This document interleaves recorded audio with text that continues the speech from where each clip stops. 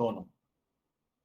Bien, este sistema tiene como objetivo principal en todos nosotros mantener y sostener un ambiente interno estable. Recuerden que todas nuestras células necesitan un ambiente adecuado para poder trabajar. Si nosotros no le garantizamos ese ambiente para que nuestras células, que son en número considerable en cada órgano tejido, tienen una serie de actores que la están rodeando, que pueden ser células, tejido conectivo, lecho vascular, un ambiente de hormonas, de neurotransmisores, de citoquinas, de proteínas, etcétera, etcétera. Entonces, todo eso es el ambiente interno, ¿no? En el cual nuestras células están laborando, están trabajando. Como en algún momento lo dije, ellos buscan estar en un ambiente adecuado, cómodo para poder trabajar sin ningún tipo de problema. Entonces, esta tarea importante de mantener el ambiente interno estable se va a realizar gracias a la presencia de un sistema especializado conocido como sistema nervioso autónomo. Este apellido es muy importante, ¿no? Es autónomo, él trabaja solo en base a la activación de una serie de respuestas que van a comprometer a toda nuestra economía. ¿Y cómo lo hace? Como cualquier sistema nervioso, ¿no? Tiene que tener la capacidad de poder censar o valorar o de que alguien le esté informando qué está pasando en la economía, qué ocurrió con la temperatura, qué está ocurriendo con el medio ácido base, qué está ocurriendo con el intercambio de gases, es adecuada o no la presión de oxígeno, la presión de dióxido de carbono, los niveles de azúcar en sangre son adecuados, los niveles de los minerales, sodio principalmente son importantes, la osmolaridad cómo se encuentra, cómo está la diuresis, vale decir, está valorando, monitorizando cómo es que cada órgano, aparato, sistema están trabajando en cada momento. Y si por algo detecta alguna normalidad, evidentemente, esto tiene que ser informado a través de estos receptores internos, para que todas las señales de información, ha cambiado el pH, ha cambiado la presión de oxígeno, ha cambiado la temperatura, sean reportados a un centro de control neurovegetativo. Le tienen que informar, decirle qué es lo que está pasando. Por ejemplo, aquí se señaló valorar cómo está su presión arterial, cómo está la bioquímica sanguínea, la concentración de muchos metabolitos que nosotros tenemos en la economía, cómo está la temperatura, por citar algunos ejemplos. Una vez que esta información llega a este centro de control neurovegetativo, inmediatamente se tiene que activar una respuesta, un ajuste. Muy bien, la cantidad de oxígeno no es suficiente, tengo que establecer algún tipo de respuesta con algún órgano blanco, pulmón, por ejemplo, con el fin de que aumente los ciclos ventilatorios, porque el volumen ventilal tenga que incrementarse ya no 500 mililitros en cada ciclo ventilatorio, sino que aumente a 700, 800, 1000, por ejemplo, como un intento de introducir un mayor volumen de aire con oxígeno suficiente para mejorar también a nivel de la economía la oxigenación. El objetivo aquí, al realizar este ajuste, es mantener la homeostasis. Trabajaremos con diferentes estructuras, la piel, el hígado, los pulmones, el corazón, los riñones, etcétera, etcétera. En todos ellos, este sistema nervioso autónomo tiene directa influencia. Nosotros dependemos de él, nos mantenemos vivos porque justamente este sistema nervioso autónomo tiene que elaborar en forma continua. En forma determinante, nosotros reconocemos dos brazos del sistema nervioso autónomo. Aquí hay un tercero que lo vamos a comentar brevemente. Estos dos brazos altamente representados que van a regular y guiar la función de los órganos están representados por el sistema nervioso simpático y por el sistema nervioso parasimpático. Son los dos brazos más grandes que el sistema nervioso autónomo tiene. Pero hay un tercero, repito, que se va a abocar ya directamente a la esfera digestiva. Entonces, ¿con qué órganos clásicamente trabaja este sistema nervioso autónomo? A nivel de la piel, para regular la temperatura principalmente. Con los pulmones para regular el equilibrio ácido-base y la concentración de gases en sangre. Muy importante el oxígeno porque es uno de los sustratos energéticos que nosotros necesitamos en forma regular, continua, garantizada para generar ATP. La presión arterial, porque depende de la presión de perfusión. Si una presión arterial adecuada no garantizamos así la sangre esté bien oxigenada, así esté con buena cantidad de sustratos energéticos, si no hay una buena presión de perfusión, una presión de llegada a los órganos blancos, que dependen de la oferta de estos sustratos, evidentemente las células de estos órganos van a comenzar a fallar, a claudicar, a morir inclusive, y ese órgano va a comenzar a fallar. El medio interno, representado clásicamente por los hidrogeniones, los electrolitos, la osmolaridad, la cantidad de agua que nosotros tenemos en la economía, y lógicamente también establecer un nexo con el sistema endocrino, con el fin de regular la cantidad de algunos sustratos que son utilizados como materia prima para generar energía, principalmente glucosa, que tenemos aquí, para que las células del cuerpo tengan lo necesario para poder trabajar en forma adecuada. ¿Y qué representa para nosotros entonces la homeostasis? La homeostasis en la cual consideraría que todos nosotros en este momento tenemos. Bueno, es un estado de equilibrio fisiológico, en donde se va a buscar mantener y regular que ésta mantenga una serie de constantes en el tiempo que garanticen la vitalidad celular. En otras palabras, necesito mantener parámetros vitales con el fin de que mis órganos, y lógicamente cada uno de nosotros, esté vivo, mantener la supervivencia. De eso se encarga. Desde el momento que la homeostasis se ha alterado, la temperatura ha cambiado, el medio ácido base ha cambiado, la cantidad de oxígeno y dióxido de carbono ha cambiado, ocurren cambios también en la economía. Si esas modificaciones, esos cambios que ocurren en el medio interno persisten en el tiempo, nos van a afectar. Y en un periodo de tiempo van a comenzar a ser evidentes clínicamente. El paciente ya se va a dar cuenta. Ya pasamos de la esfera automática de respuesta inconsciente o subconsciente a una respuesta ya consciente. ¿Qué me está pasando? Me siento mal, no respiro bien, me falta el aire, estoy mareado, mi piel está fría, no estoy orinando lo que debo. Para cuando ya se hace sintomático evidente, lógicamente ya el proceso ha tenido un tiempo de evolución en la economía suficiente para poder presentar algún tipo de manifestación clínica. Entonces, al inicio todo es automático, inconsciente. Nosotros no nos percatamos de lo que puede estar sucediendo. ¿Cuáles son los mecanismos entonces para que la homeostasis se mantenga en el tiempo? Necesitamos vías de control, tanto con un componente sensitivo que le informe al centro regulador lo que está pasando, para que una vez informado de esto se integre la información, qué es lo que está pasando, en dónde está ocurriendo el cambio, e inmediatamente establecer una respuesta para compensar. Así ocurre. Un cambio en la presión arterial tiene que ser sensado por un vasoreceptor que le informe al centro integrador en el tronco lo que está pasando. El tronco detecta que la presión de perfusión es mala, inmediatamente establece una respuesta. Así es como ocurre, con diferentes cambios en la economía. Aquí, por ejemplo, la concentración de dióxido de carbono, que normalmente a nivel arterial es de 40 más menos 5. Usted ya tiene que memorizar ese valor. Mi presión de dióxido de carbono en sangre, en el ano arterial, es de 40 más menos 5, es decir, de 35 a 45. Muy bien, aquí nos están diciendo que la concentración de dióxido de carbono ha cambiado. Ligeramente ha subido. Es cierto, yo le diré, pero está dentro de lo normal, sí, pero ya el órgano integrador que está recibiendo información de la periferia, la cual ha detectado un cambio en la concentración de dióxido de carbono, se ha incrementado. Inmediatamente, a través de una fibra nerviosa, le dice a los quimiorreceptores, que en este caso están abocados a nivel del tronco cerebral, porque hay quimiorreceptores periféricos, en la periferia, a nivel del glomus carotídeo, del callado óptico, hay células que están sensando cómo está la concentración de gases en sangre. Pero también a nivel del tronco cerebral existen otro conjunto de células neuronas que captan esa señal, quimiorreceptores centrales. Muy bien, le están diciendo a esos quimiorreceptores que ha ocurrido un cambio. Inmediatamente el tronco integra esa información, que ha subido la cantidad de dióxido de carbono, y valora cuál es el valor que debería tener. Entonces, busca en sus engranajes de memoria cuál es el valor que yo debería tener de dióxido de carbono. 40. ¿Cuánto tienes ahora? 42. Entonces, el centro integrador dice, ha subido 2 puntos, 2 milímetros de mercurio. Inmediatamente dice, no, hay que regresar a lo normal, a mi valor en el cual ya estoy programado que debería tener. Nosotros tenemos una programación de los valores que en la economía deberían existir, de la mayoría de los componentes. Entonces, inmediatamente dice, ha subido el dióxido de carbono, lo compara con el valor preprogramado que es 40 y establece una respuesta efectora, que indica una orden para que los músculos respiratorios incrementen los ciclos ventilatorios. Tengo que aumentar la ventilación.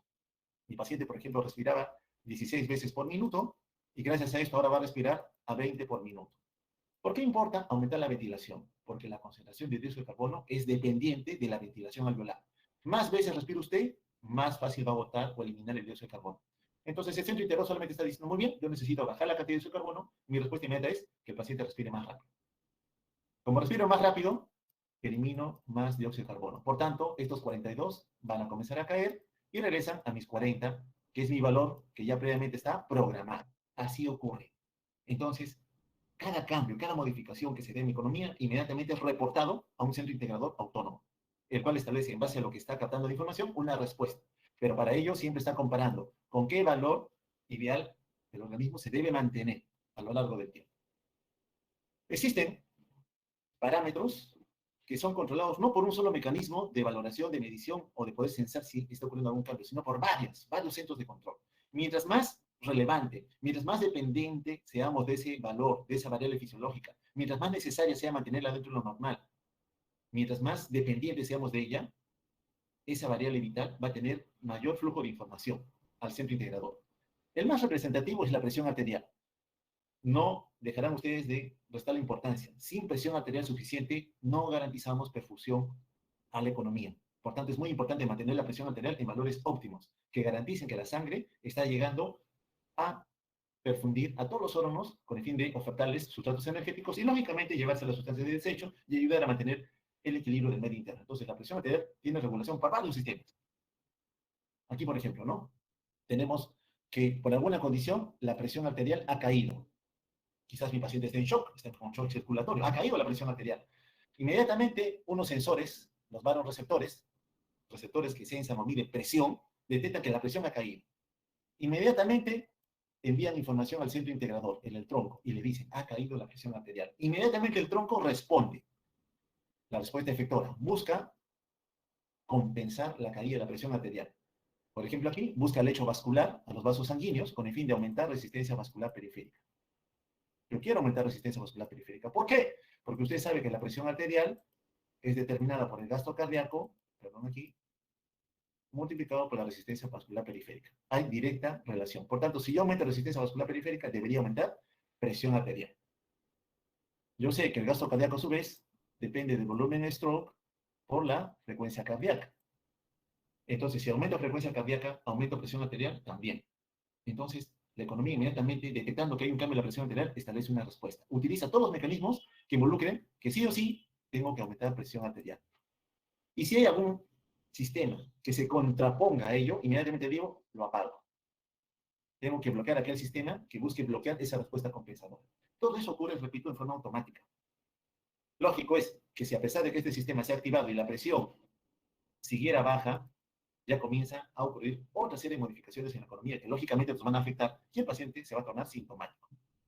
Vean todas las respuestas que habitualmente ocurren cuando la presión arterial disminuye. Si por alguna condición nosotros estamos en una etapa de shock, sea cual sea el tipo, cayó la presión arterial, cayó la presión de perfusión, inmediatamente ese sistema de defensa, que en este caso es el simpático, se activa. El simpático que estaba tranquilo ahora se activa y libera todas las sustancias involucradas a su activación, que en este caso están representadas netamente por catecolaminas, a la cabeza la norepinefrina, y busca actuar con los órganos diana, corazón, para aumentar gasto cardíaco. Esta diapo la vamos a ver en otro momento, lo voy a comentar a grandes rasgos. Con el músculo liso, para aumentar resistencia vascular periférica o para aumentar el volumen de sangre. Las venas, no estamos hablando de las venas, son reservorios de sangre. Tienen poco músculo liso, sí, pero son almacenes de sangre. Cuando la vena se contrae, ese volumen de sangre que tenía atrapado, almacenado, lo devuelve a la economía. Por tanto, cuando se activa el simpático y trabaja con las venas, aumenta el volumen de sangre circulante efectivo. En el riñón, también tiene otro efecto diana, que va a favorecer que algunos otros mediadores, lo vamos a leer en su momento, liberación de renina, angiotensina, aldosterona. Si se libera aldosterona, retengo sodio, si retengo sodio, retengo agua, si retengo agua, aumento volemia, si aumento volemia, con gasto cardíaco, con mayor retorno venoso, lógicamente buscaré aumentar más la presión arterial. Con las arterias lo hemos visto ya, aumentando resistencia vascular periférica, aumento de presión arterial. ¿Qué está haciendo el simpático en otras palabras? Al detectar que la presión arterial ha disminuido, él está diciendo voy a trabajar con gasto cardíaco y voy a trabajar con resistencia vascular periférica. Gasto cardíaco, hace un rato lo comenté, volumen stroke multiplicado por frecuencia cardíaca. El simpático directamente aumenta resistencia, directamente aumenta frecuencia cardíaca. ¿Por qué? Porque el simpático estimula al nodo sinusal a descargar más rápido, aumenta frecuencia cardíaca. ¿Y cómo trabaja con el volumen stroke? Recuerda que el volumen stroke está representado por la precarga, por la postcarga y por la contractilidad. Si aumento precarga, está aumentando el retorno venoso, aumenta precarga. Si aumenta postcarga, está aumentando resistencia vascular periférica. El simpático aumenta la postcarga. Y aumenta contractilidad. El simpático hace que el miocardiocito se contraiga con mayor fuerza. Por tanto, el simpático está cogiendo a todos los actores involucrados en presión arterial para estimularlos, para aumentar presión arterial. Entonces, es muy importante saber que este sistema, repito, se está activando de forma automática. Su objetivo es defendernos. ¿Ok? Entonces, cualquier caída de la presión arterial, acá lo voy a ver, es sensado. Tenemos varios receptores que le dicen al tronco lo que está pasando. El tronco dice simpático, te tienes que activar. Y el simpático buscará a todas sus dianas en el corazón, en el lecho vascular, para comenzar a activarse. Reserva funcional. Muy bien. Nosotros tenemos varios aparatos o sistemas que están trabajando para nosotros, que nos mantienen vivos, que nos mantienen vitales. El objetivo, repito, es mantener la homeostasis a como dé lugar. Y si por A o B no lo puedo hacer, buscaré que aquellos órganos que claramente van a mantener la vida todavía reciban flujo de sangre. Entonces, este sistema vital va a tener que sacrificar el flujo de sangre en órganos no vitales para llevar la sangre a aquellos órganos que sí o sí tienen que recibir todavía un flujo de sangre continuo. Pero para hacer esto, el simpático hemos visto que trabaja con todos los órganos de la economía, trabaja con todos. No hay órgano que no vaya a responder al simpático. Pero para eso necesita una reserva funcional. ¿Qué significa reserva funcional? Ustedes, promedio de 20 años de edad, tienen todos sus órganos operativos al 100%. Entre comillas, sanos. Yo, a mis 50 años de edad, tengo mis órganos, yo me siento bien, me siento con, podríamos decir, ánimo de hacer las cosas y lo demás. Pero mis órganos en esos 30 años de diferencia ya han envejecido. Mis pulmones no son los de un joven, tampoco mi corazón, mis riñones y lo demás. Entonces, esos órganos que están envejeciendo gradualmente van disminuyendo la capacidad de respuesta ante el estrés. Yo me siento bien, pero quién sabe, ante una agresión no lo voy a responder tan bien como lo harían ustedes. Entonces, esa capacidad que tienen los órganos, los aparatos de poder responder ante el estrés, por ejemplo, pulmón. El pulmón ante el estrés, ya hemos visto que la primera respuesta es que aumenta frecuencia respiratoria, que aumenta volumen de entidad. Ustedes lo pueden hacer. Respiran a 30 por minuto, 40 por minuto, y no habría mayor problema. Estarían en la capacidad de poder sostener esto sin ningún inconveniente.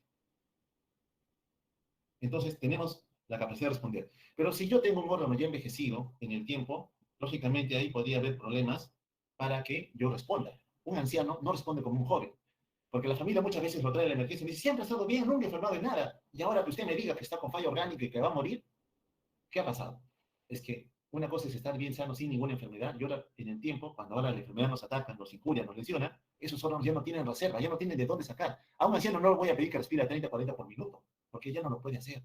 Cuando le hago una prueba de esfuerzo que corra, no lo voy a hacer como un joven llega a 200 latidos por minuto. El anciano llegará a 120 y ya estará agotado. ¿Por qué? Porque ha perdido la funcionalidad de reserva para una respuesta ante el estrés. Es muy importante entonces que nosotros podamos tener ya en mente la reserva funcional. Todos tenemos reserva funcional. Ustedes más que yo en este momento, y yo más que una persona de 80, 90 años de edad. Muy bien, regresamos a nuestro sistema nervioso autónomo. Este actúa de manera subconsciente e independiente. Nosotros no podemos regular, yo no puedo cambiar ni decirle cómo se tiene que comportar ante la llegada de información. El control voluntario aquí entonces no existe. La información sensitiva se transmite por vías aferentes. Algo ocurre en la economía, como a veces ocurre en el ambiente social, alguien nos dice alguna información, y esa información va pasando de una a otro actor hasta que finalmente llega al centro integrador, en el tronco generalmente. Recibo la información.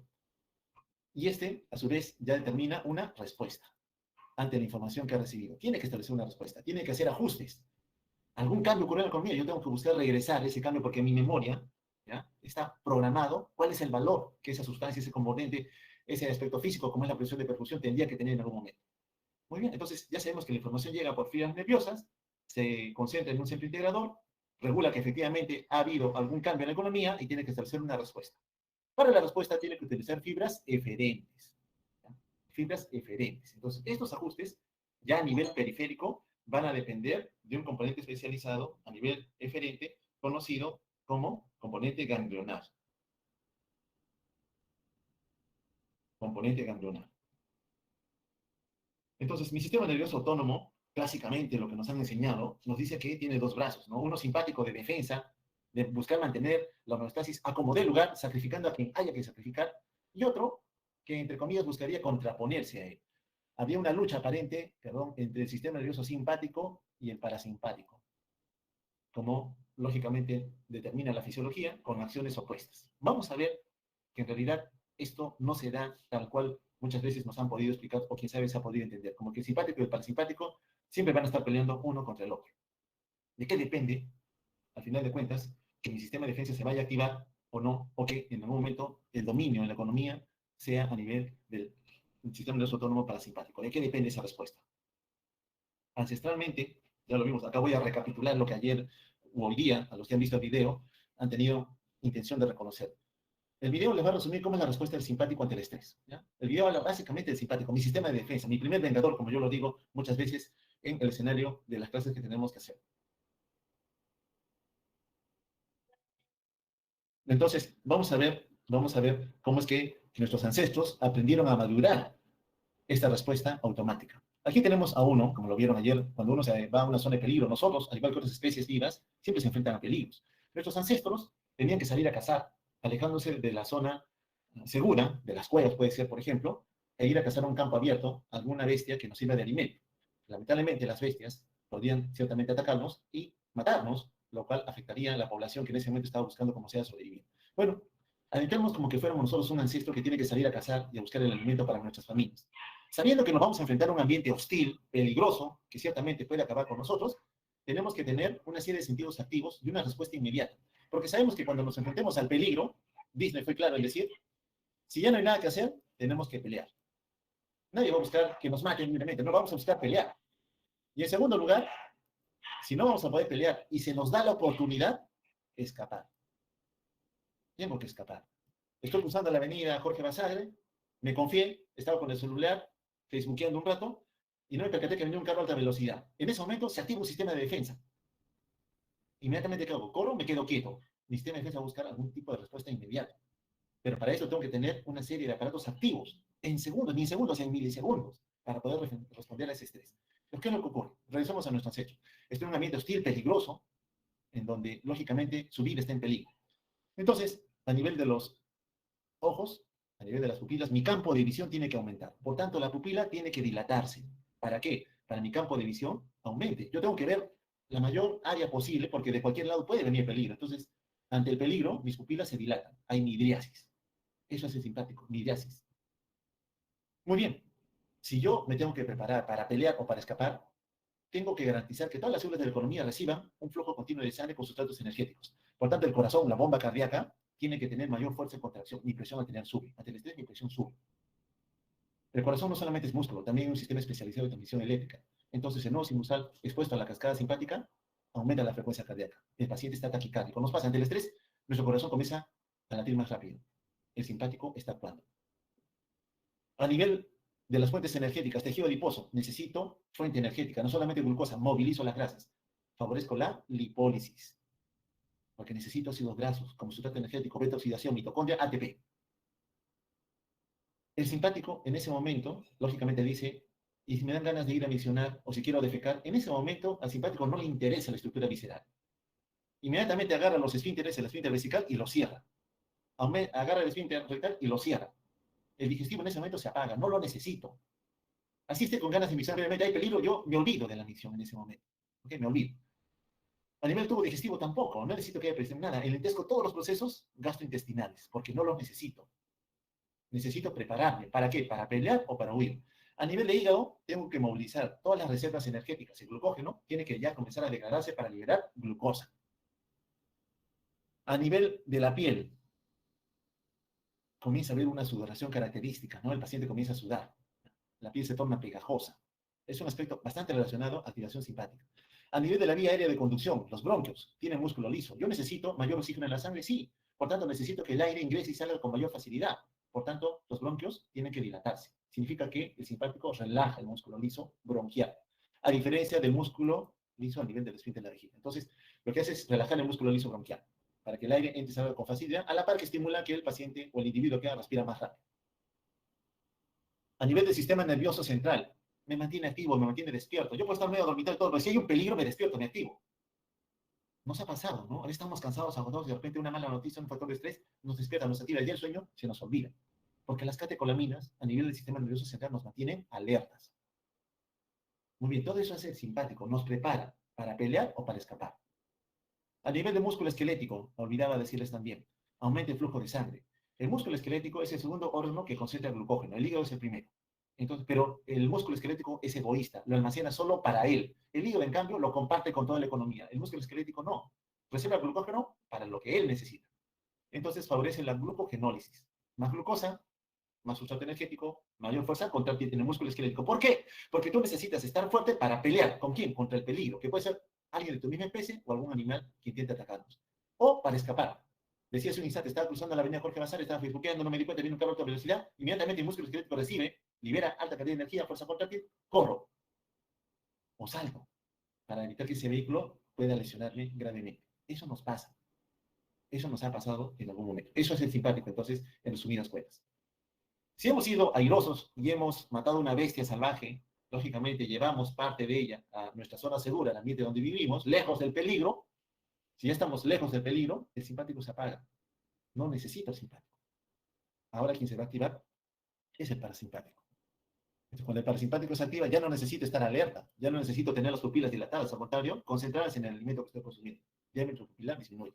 Ya no necesito que la fuerza contráctil ni la frecuencia cardíaca estén incrementadas. El paciente baja su frecuencia cardíaca, el corazón late con mayor lentitud. Ahora sí necesito al tubo digestivo, porque todos los involucrados en el movimiento, en las secreciones, en la absorción, se van a activar. ¿Por qué? Porque ahora el individuo se está alimentando. Ya no necesito a la vía aérea de conducción activa. Al contrario, ahora incluso favorezco la broncoconstricción. El parasimpático induce esa respuesta. Induce esa respuesta. Ahora sí puedo miccionar, ¿no? Ahora sí puedo favorecer la micción. Estoy tranquilo, yo estoy fuera de la zona de peligro. Es ahí en donde el parasimpático se activa. Entonces, ¿de qué depende? Cuando ¿de qué depende? Depende, pues si hay peligro o no hay peligro. Si hay necesidad de responder rápidamente o no ante algún factor de estrés. Domina el parasimpático, mi primer vengador. No tengo peligro, no tengo ninguna zona riesgosa para mí, ya el parasimpático está conmigo. Entonces, la organización, repito, de esto involucra varios factores. Alguien que le informe al sistema integrador lo que está pasando en la periferia, vías aferentes. Cómo está la presión, la química, la temperatura, la extensión mecánica, si hay dolor o no. Incluso con dolor, el simpático también se activa. Aumenta la frecuencia cardíaca, aumenta la presión arterial. Yo le controlo el dolor y la presión arterial baja. La frecuencia cardíaca disminuye. El paciente solo estaba respondiendo y el dolor va sucediendo de esfera emocional. Cuando usted está estresado emocionalmente, también activa el simpático. No solamente son regular variables vitales, también las emociones pueden tener directa injerencia sobre ello.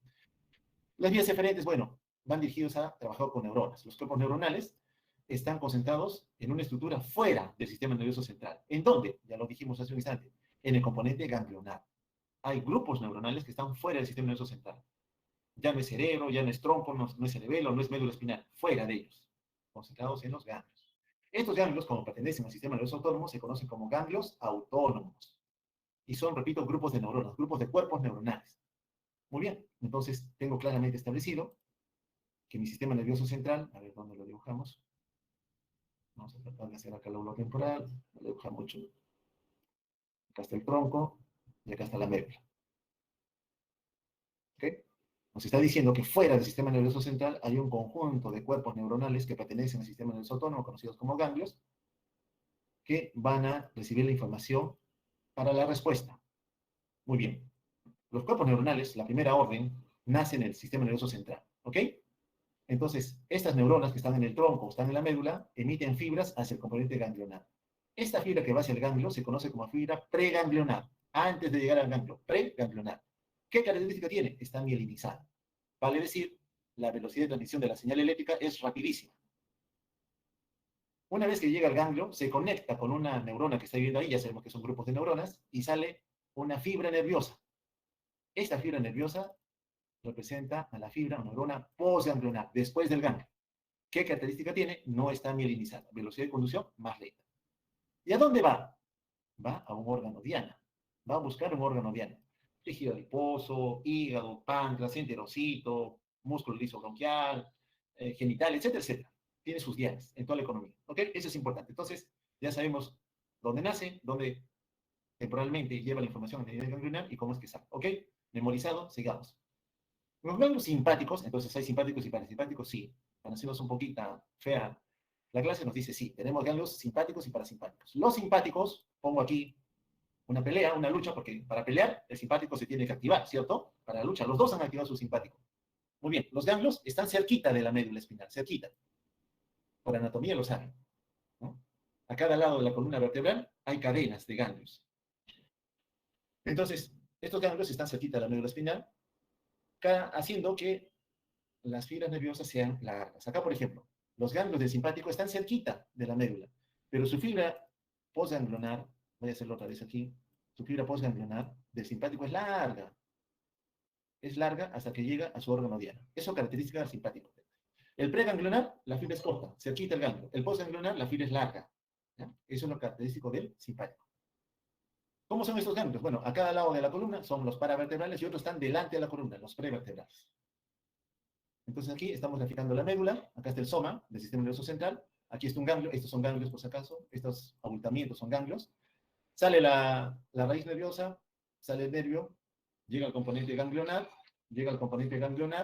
¿buscando quién? A la neurona ganglionar. Esta fibra, decíamos, en el simpático es corta, es cortita, es mielinizada. Llega al ganglio y del ganglio, hace sinapsis, sale otra fibra nerviosa, pero ya dirigido hacia la periferia, larga, como decíamos, ¿no? Que ya es no mielinizada. Aquí están los ganglios, estos son prevertebrales, están distribuidos generalmente delante de la aorta, solamente para que se acuerden. Y el parasimpático, bueno, el parasimpático tiene sus ganglios también, pero aquí hay una diferencia con el simpático. Los ganglios están lejos, lejos de la médula. Generalmente están más a nivel periférico, muy cerquita del órgano blanco. Entonces, los ganglios del simpático prácticamente sale la raíz preganglionar, encuentra el ganglio. La postganglionar es larga. En cambio, el parasimpático no. La preganglionar tiene que hacer un largo recorrido hasta que llega al ganglio, y el ganglio está cerquita del órgano efector. Entonces decimos que las neuronas preganglionares en el parasimpático son largas. Aquí está. Entonces la división a su izquierda simpática y a la derecha el parasimpático. El simpático, vamos a nuestro rojo, tiene sus ganglios, miren acá, cerquita, pegados a la médula, están cerquita. Y de ahí, lógicamente, hacen un recorrido largo para llegar a diferentes órganos diana. En cambio, el parasimpático, que también tiene sus centros en el sistema nervioso central, miren, sus fibras viajan un mayor recorrido hasta que llega a un ganglio muy cerquita a sus órganos diana. Esa es la diferencia entre las dos fibras. Hay un conjunto de estructuras neuronales que también están en el tronco, no solo en la médula. Y en el tronco, a nivel del mesencéfalo, arriba, protuberancia al medio, bulbo hacia abajo, existen diferentes componentes neuronales que reciben y emiten información. ¿De quién reciben información en el tronco? También no lo olviden. Dos pares craneales o dos nervios craneales, como prefieren decir los neurólogos, mandan información al tronco. El noveno par craneal, glosofaringio, y el 10º par canal del vago. Esos son los chismosos que le dicen al tronco lo que está pasando afuera. ¿Cómo están los hidrogeniones, el pH en general, presión de oxígeno, presión de CO2, cómo está la presión arterial, cómo está la concentración de la bioquímica sanguínea? Ellos le dicen al tronco. 10º y 9º par canal, no lo olviden. Son los dos componentes asociados a neurocanales que le van a informar. Entonces aquí, solamente para analizar la respuesta simpática. La respuesta simpática me faculta para el todo o nada. O pierdo o gano, no queda otra. Ya está el peligro frente a mí, no. Tengo que enfrentarme o huir de él. Tengo que estar preparado para él. Tengo que estar con todas mis herramientas activas para enfrentarme. En cambio, el parasimpático, no. El parasimpático es más de reposo, fuera de peligro, más digestivo. El simpático, como bien está definido acá, el simpático, como está bien definido aquí, perdón, alguna interrupción. El simpático, como bien está definido aquí, manda señales divergentes a toda la economía. Toda la economía tiene que activarse. El parasimpático, en cambio, es más dirigido. Como está muy cerquita de su ganglio al órgano diana, solamente hacia él se va a concentrar. Entonces, el parasimpático, por eso, cuando estamos entretenidos, todo nuestro cuerpo responde. Nos ponemos en estrés rápidamente, porque el simpático está actuando a nivel de toda la economía. Muy bien. Entonces, ya sabemos que por una ruta llega la información, se integra en el tronco y regresa a la respuesta, que busca retornar la homeostasis a nuestro estado de equilibrio. Una vez que sale del sistema nervioso central, lógicamente la información tiene que llegar al componente ganglionar. Sale del sistema nervioso central a través de neuronas preganglionares simpáticas. Saber que en la parte superior de la médula, el control va a ser para las regiones altas, cabeza, glándulas sudoríparas, saliva, a nivel de la lengua, el paladar, la vía respiratoria alta. Y las neuronas de posición más baja a nivel medular controlarán la función ya visceral, todas las vísceras del abdomen y de la pelvis. ¿Ok? Sabemos que salen por la raíz ventral y que entran en un ganglio generalmente para o prevertebral. ¿Y el parasimpático? ¿Cómo es el parasimpático? Bueno, el parasimpático tiene algunas diferencias en relación al simpático. Hemos visto que el simpático prácticamente se despliega a lo largo de toda la médula espinal. En cambio, el parasimpático tiene dos posiciones claramente definidas. Una en el tronco, arriba, la médula casi ni la ve, prácticamente no la ve, y abajo, a nivel sacro, está la segunda división. La primera división da origen al vago, que desciende tórax, desciende abdomen, hasta el tercio proximal del colon. Y la porción sacra nace para inervar a las porciones distantes del colon y a todas las vísceras de la pelvis, vejiga, útero y las estructuras vecinas que forman parte de él. ¿Ok? Entonces, el parasimpático no es como el simpático, escogía malos colores, el simpático se concentra aquí, el parasimpático tiene arriba su nacimiento en el tronco y otro nivel sacro, solamente para recordar.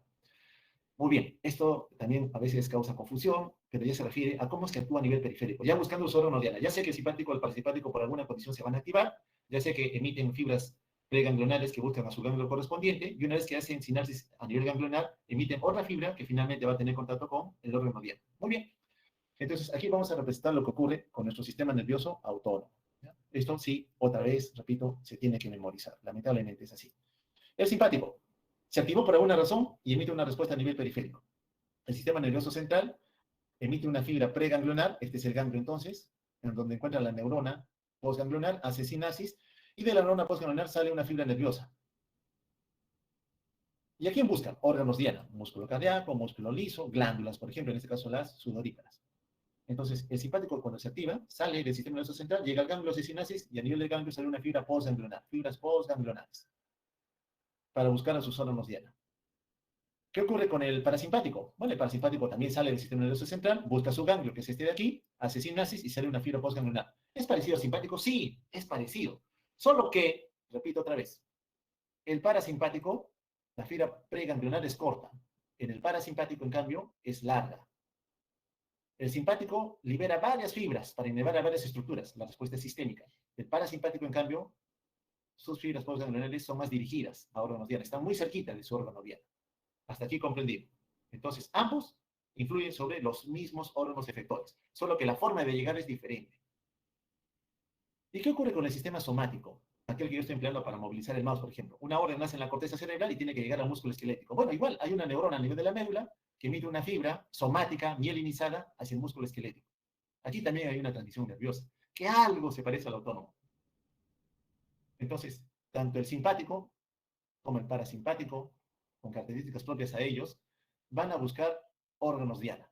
Miren, a nivel de la cabeza, los globos oculares, el esfínter de la pupila, las glándulas sudoríparas, a nivel respiratorio, el músculo liso bronquial, a nivel cardíaco, no sinusal, sistema eléctrico, bomba cardíaca, a nivel hepático, a nivel digestivo, a nivel renal, a nivel pélvico, todo recibe la influencia de ambos sistemas, los dos influyen, solo que en algún momento predomina uno y en otro predomina otro. Muy bien, entonces ya sé que las fibras nerviosas tienen un recorrido. ¿Y cómo se comunican? ¿Cómo llega a la señal a decirle que tienes que activar? Liberando un primer mensajero, liberando un ligando. A eso lo conocemos como neurotransmisión, perdón. Lo conocemos como neurotransmisión. Entonces, la neurotransmisión significa utilizar una moneda de comunicación. Antes todos estamos dolarizados, ¿no? Buscamos tener dólares para tener una reserva de moneda. Hoy en día pesa mucho la moneda digital, ¿no? El famoso Bitcoin. Una moneda que me sirve para hacer negocios, transacciones y lo demás. Bueno, en nuestra economía también hay una moneda de comunicación de célula a célula. En el caso del sistema nervioso se conoce como neurotransmisión, un neurotransmisor que una vez liberado interactúa con una célula para decirle lo que tiene que hacer. Muy bien, entonces los neurotransmisores son los transmisores de señales. Y existen neurotransmisores a nivel preganglionar y también a nivel postganglionar. Entonces, otra vez dibujamos a nuestro sistema nervioso. Aquí está nuestro cerebro, lóbulo temporal, tronco, médula. Disculpen que no le dibuje como debiera ser. Sabemos que de la médula, del tronco, nace una fibra nerviosa que va a buscar encontrarse con un componente ganglionar.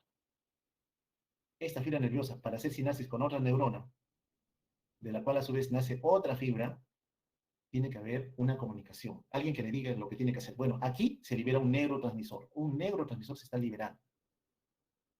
Tanto en la rama simpática como en la parasimpática, los dos utilizan como neurotransmisor a la acetilcolina.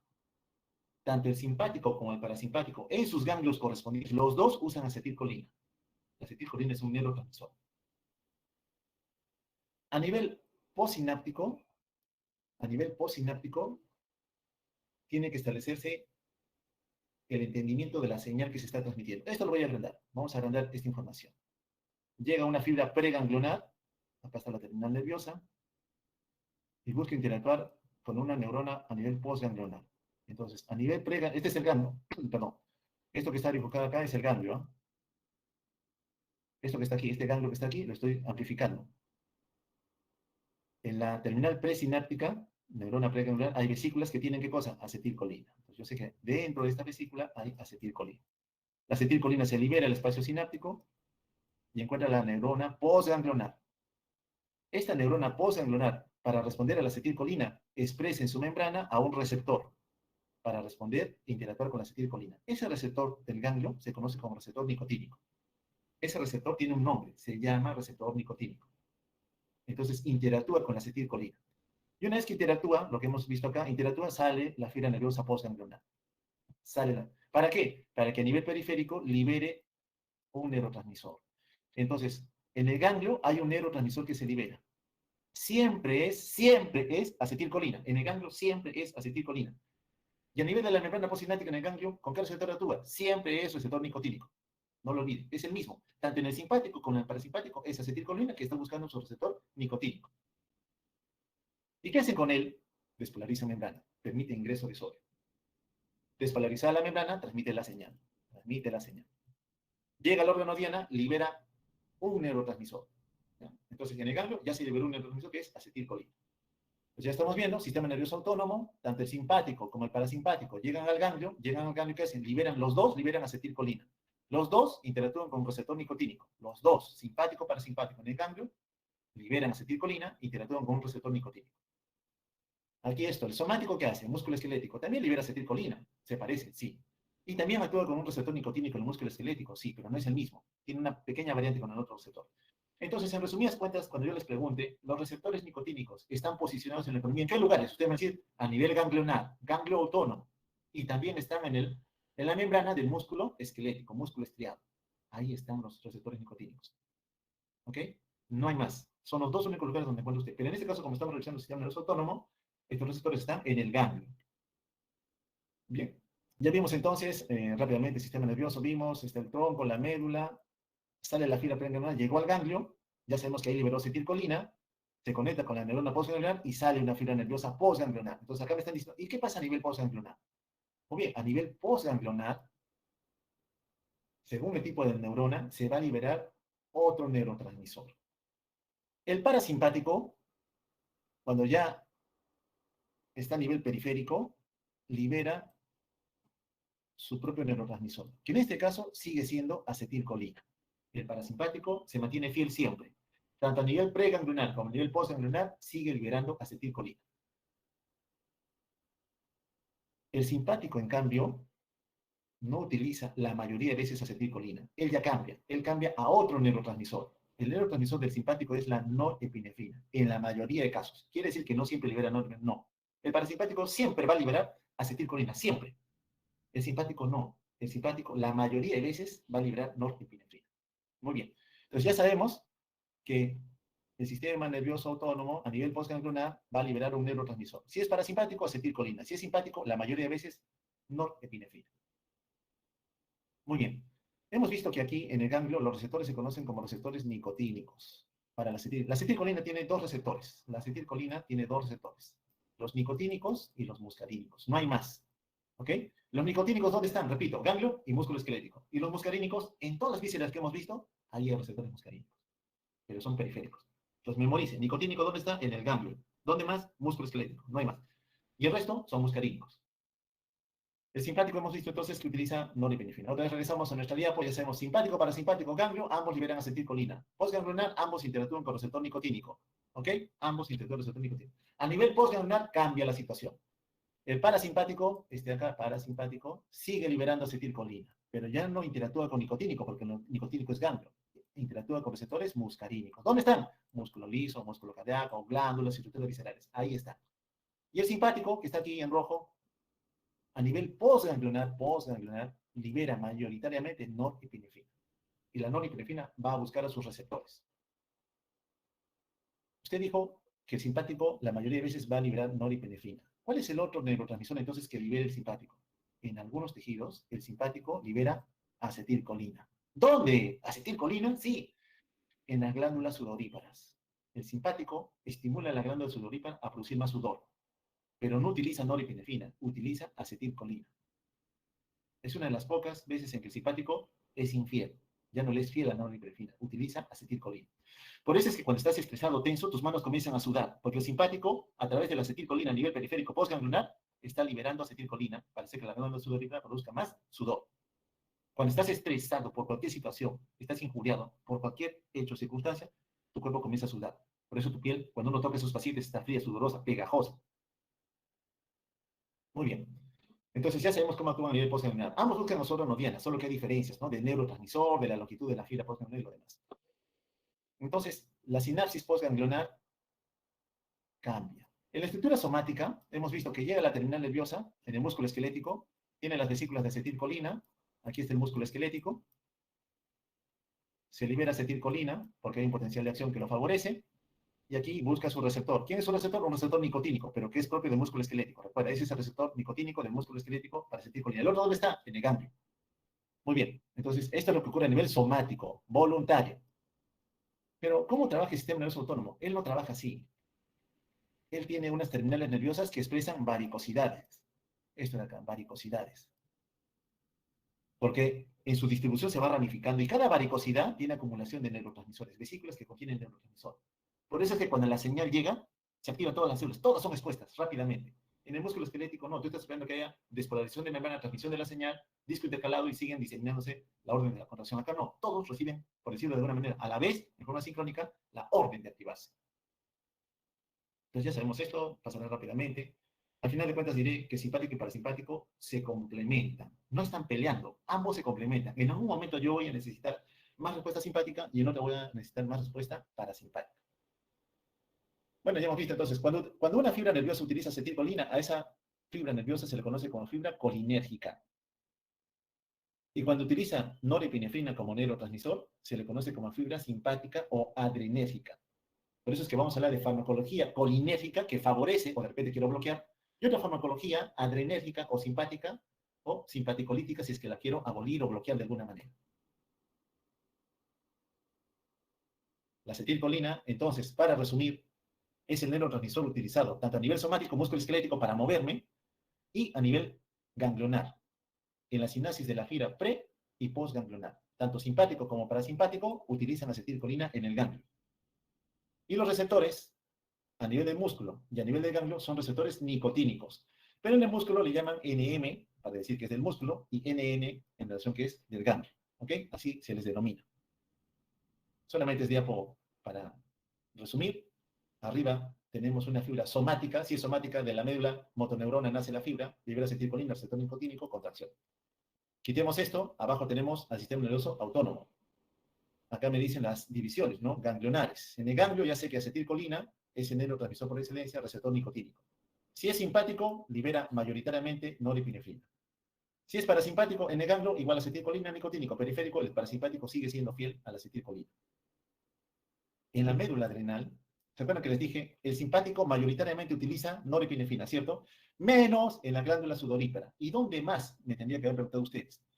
La médula adrenal, recuerda que encima de los riñones hay una glándula conocida como glándula adrenal. Y esta glándula adrenal tiene dos partes. Una corteza, y ahora que estoy tratando de pintar en amarillo, es la médula adrenal. Bueno, esta médula adrenal es una fábrica de catecolaminas. Mira, la fibra preganglionar simpática libera también acetilcolina a nivel de la médula adrenal.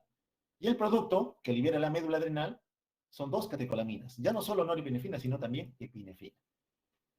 Entonces, cuando uno pregunte, ¿no? La vía parasimpática a nivel periférico, postganglionar, ¿qué neurotransmisor utiliza? Acetilcolina.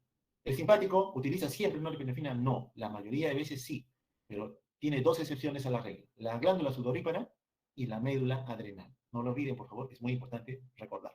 Es lo mismo que ya detallé aquí, solamente para decir, esta es una glándula sudorípara, a pesar de que sea simpático, libera acetilcolina para responder a él.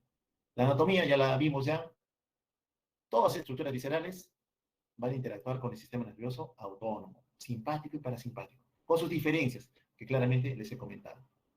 Y un dato importante, el sistema nervioso autónomo se conecta también a través del simpático y parasimpático con mi sistema de defensa. Por eso es que cuando somos agredidos y tomamos alguna prueba en sangre, también veo que se están movilizando mis células inflamatorias. Entonces no hay un divorcio del sistema inmune con el sistema autónomo. También van a ser influidos. En situación de estrés, de repente una noticia mala o casi me atropello un carro, me tomo una muestra de sangre en ese momento, no solamente voy a encontrar hiperglicemia, elevación de ácidos grasos, también voy a encontrar, por ejemplo, aumento de glóbulos blancos en sangre. Pero no es que esté infectado, sino que fue una situación de estrés en donde mis catecolaminas estimularon que se movilice toda mi maquinaria inmunológica para responder al estrés. Esto es lo de los ganglios, anatomía, es de la cadena simpática, que ustedes ya la conocen bien. Miren cómo esta cadena simpática recorre el tórax y va hacia el abdomen, tanto en el lado derecho como en el lado izquierdo. Y otro que está delante de los grandes vasos, los prevertebrales, paraórticos para algunos también. Eso lo han visto ustedes en anatomía, pero entiendan, el hecho de que estén dispersos en la economía es porque todas las estructuras del tórax, todas las estructuras del abdomen y del pelvis van a responder en forma sincrónica. Todos responden ante el estrés. ¿Ya? Y vemos la influencia simpática parasimpática. Esto solamente es para resumir. Ya lo detallamos esto también. Un poquito del autónomo, para terminar ya esta clase. Decía que las dos ramas grandes del sistema nervioso autónomo son simpático y parasimpático. Para el nivel del tubo digestivo hay un tercer sistema. Se conoce como sistema nervioso autónomo entérico. ¿Qué representa para nosotros? Los plexos que vieron en histología de Meissner y Auerbach. Uno es un mucoso, el otro entre la longitudinal externa y la circular interna. ¿Ven? Aprendieron histología por algo, sí, acuérdense. Ahí tenemos conjuntos de neuronas, todas estas que están acá, que liberan neurotransmisores. Oye, yo conocía esta de acá, la acetilcolina, la norepinefrina, el péptido relacionado al gen de la calcitonina, ¿no? Las endotelinas, por citar algunos ejemplos, la secretina, la 5-hidroxitritamina, entre otras más. Entonces, es un conjunto de neuronas que están en el tubo digestivo que trabajan con el simpático y también con el parasimpático. ¿Cuándo no? Sí, lo sabíamos, pero solitas también trabajan. ¿Con quién? Con el enterocito. Le dicen cuánto en más o cuánto en menos tiene que absorber, cuánto tiene que secretar, cuánto tiene que permitir el flujo directo hacia otros actores celulares. Participa en la regulación del movimiento intestinal. Entonces, él solito se regula. Por eso, cuando ustedes han disecado de repente algún animalito y han cogido su intestino y han visto que, habiéndolo extraído del ser vivo, se sigue moviendo. Porque ahí todavía hay estructuras neuronales que están vivas y están laborando en forma continua. Al final de cuentas, el órgano diana heterocito, en un momento, por alguna condición, el simpático domina el escenario y en otro será el parasimpático. Hemos visto con un ejemplo cómo es que finalmente esto se va a representar. Muy bien, hemos resumido rápidamente gran parte de la fisiología. Nos podemos dar un break de